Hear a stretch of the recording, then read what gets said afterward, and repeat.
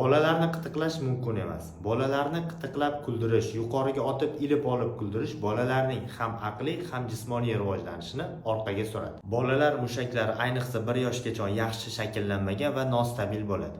Bolalar qitiqlab kuldirilganda barcha mushaklar tonusi oshadi. Nafas olish qisqa muddatga to'xtaydi.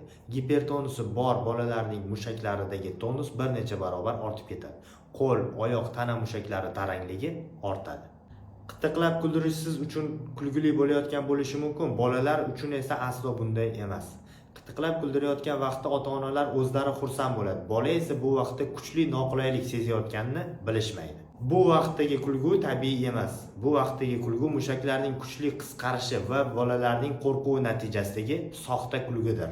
Tasavvur qilib ko'ring, sizni kimdir qitiqlamoqda va bu sizga aniq yoqmaydi. To'xta, bo'ldi, menga yoqmayapti deb aytasiz. Bolalar esa gapira olishmaydi. Yoshligingizda sizni qitiqlashganmi? Bu sizga yoqqanmi?